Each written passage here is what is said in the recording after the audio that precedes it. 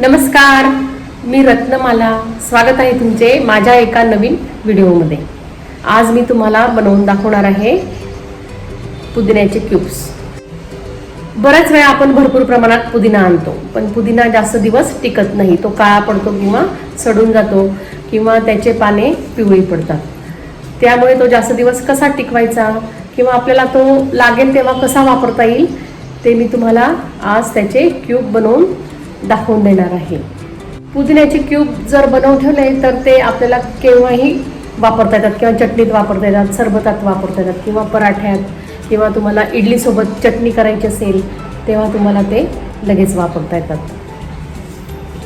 आणि हे क्यूब फ्रीजमध्ये बरेच दिवस तसेच राहतात. चला तर मग आता आपण बनवूया पुदिन्याचे क्यूब्स. क्यूबसाठी मी घेतलेले आहे पुदिन्याचे पाने. हे पाने मी स्वच्छ धुवून कोरडे करून घेतलेले आहे आणि हे बर्फाचे तुकडे घेतलेले.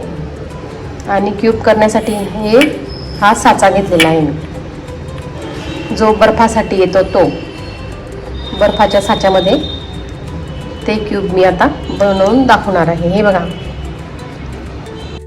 आता मी मिक्सरच्या भांड्यामध्ये हा कोरडा केलेला पुदिना, त्याचप्रमाणे बर्फाचे तुकडे घालून मिक्सरमध्ये चांगले बारीक करून घेणार आहे. थोडे थोडे करून काढले तरी चालेल. हे बघा, आता टाकून झालेले आहे. आता मी मिक्सरमधनं काढून घेणार आहे. मिक्सरमधून याची चांगली आता बारीक पेस्ट झालेली आहे. ही पेस्ट मी या साच्यामध्ये काढून घेणार आहे. बघा, या पद्धतीने काढून घेणार आहे, म्हणजे आपल्याला पुढे लागेल तसे घेता येतात. हे बघा, सर्व साचे माझे भरून झालेले आहे. आता मी हे सर्व फ्रीझरमध्ये 2 ते 3 तास ठेवणार आहे, म्हणजे त्याच्या त्या बर्फाच्या वड्या तयार होतील. हे बघा, आता 2 ते 3 तास झालेले आहे आणि आता हे अगदी छान सेट झालेले आहे. या वड्या बघा, त्या मी आता एका प्लेटमध्ये काढून घेणार आहे. या पद्धतीने तुम्ही भरपूर प्रमाणात बनवून ठेवल्या तरी चालतील.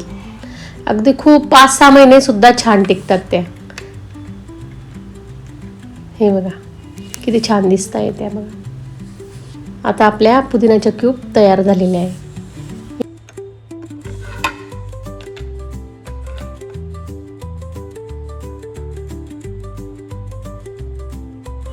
मी नेहमी या पद्धतीने तयार करून ठेवते आणि ज्या वेळेला पराठे, दशम्या, धिरडे करते त्यावेळेला मला चटणी करावी लागते ओल्या खोबऱ्याची. त्या वेळेस मी या क्यूब वापरून घेते, म्हणजे आपल्याला पुदिन्याची चटणी करता येते, म्हणजे पुदिन्याची एक वेगळी चव येते त्याला.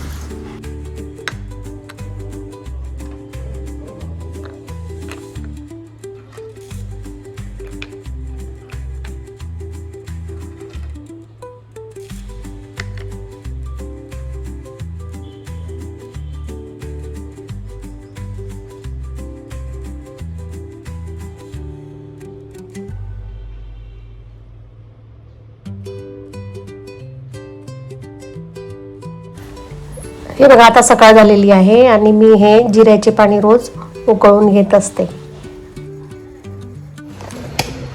हे बघा, किती छान टरबूज आणलेले आहेत. बघा, सध्या बाजारात असे एकदम ताजे ताजे टरबूज येऊन राहिले. टरबूज या पद्धतीचं काळं राहिलं की ते आतून एकदम लाल निघतं. टरबूज घेताना ही दांडी ना, ही हिरवीगार पाहिजे. ही हिरवीगार राहिली म्हणजे टरबूज ताजं आहे असं समजायचं.